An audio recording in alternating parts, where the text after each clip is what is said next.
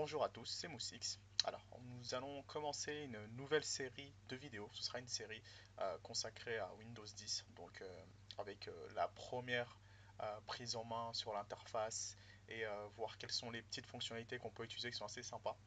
Parce que je sais que certaines personnes ne veulent pas passer à Windows 10 ou quand ils vont acheter une nouvelle machine, sont un petit peu bloqués à l'idée de pouvoir utiliser Windows 10. Donc, dans cette première vidéo, nous allons voir à peu près l'interface générale.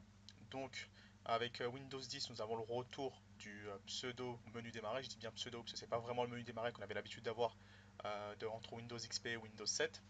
Donc ici sur la gauche, on a un pseudo menu démarrer qui n'est pas vraiment menu démarrer. Alors on a le menu à rallonge ici sur la gauche, comme ça on peut scroller pour trouver les applications, etc. Ici, on retrouve ce qu'on avait sur Windows 8 et Windows 8.1. Donc, on peut le faire même afficher en grand, mais là, il a été miniaturisé sur le menu démarrer.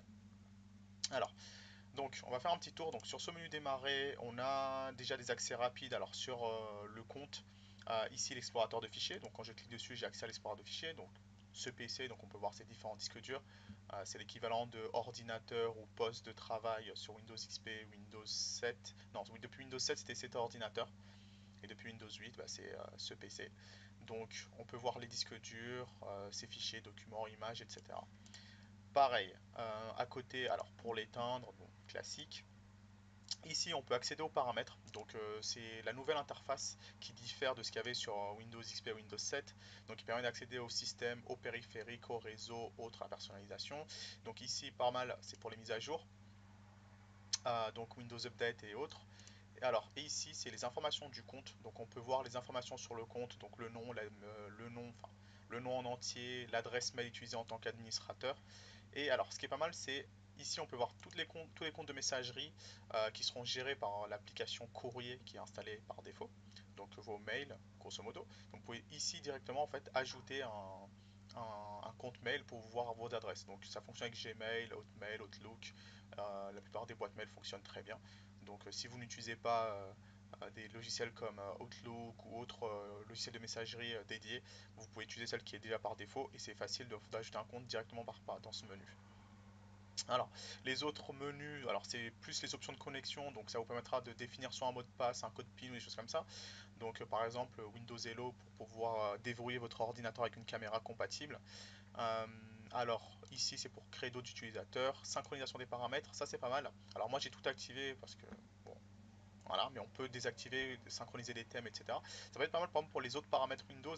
Quand on change d'ordinateur, par exemple, avant d'acheter une nouvelle machine, quand on a tout synchronisé sur Windows 10 et qu'on installe une nouvelle machine, bah, il se rappelle de nos préférences, le fond d'écran, les paramètres Wi-Fi, donc les mots de passe, etc. Si vous êtes sur le réseau à la maison, il va se reconnaître directement, il n'y a pas besoin de rentrer les codes mots de passe, etc.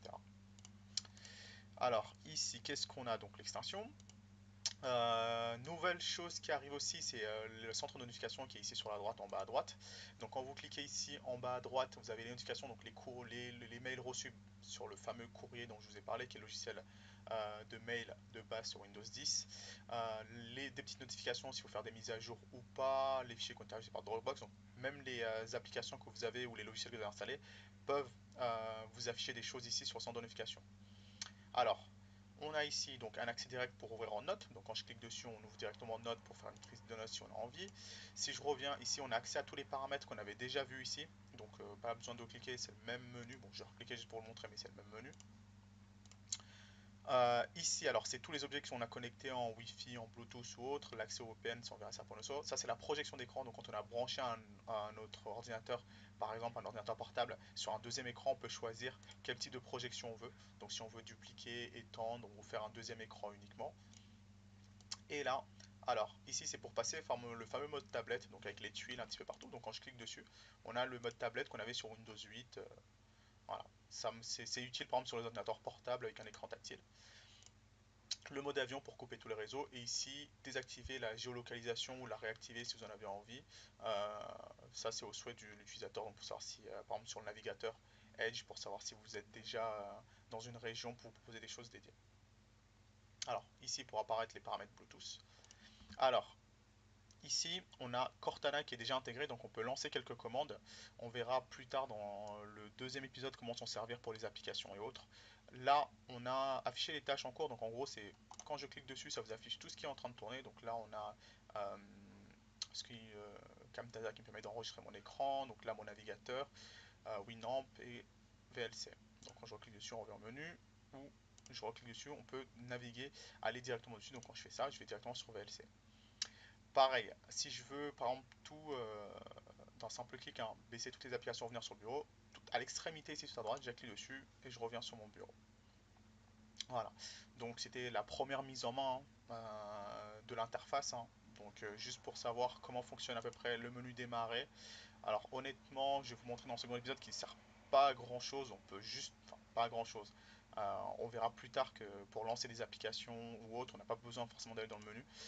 On peut tout faire, alors, on peut tout faire avec la barre de recherche ici.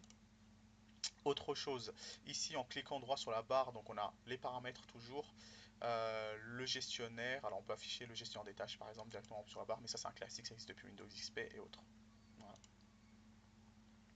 Donc, alors j'espère que cette première prise en main vous a plu. On se retrouve prochainement pour le second épisode avec les applications sur Windows 10.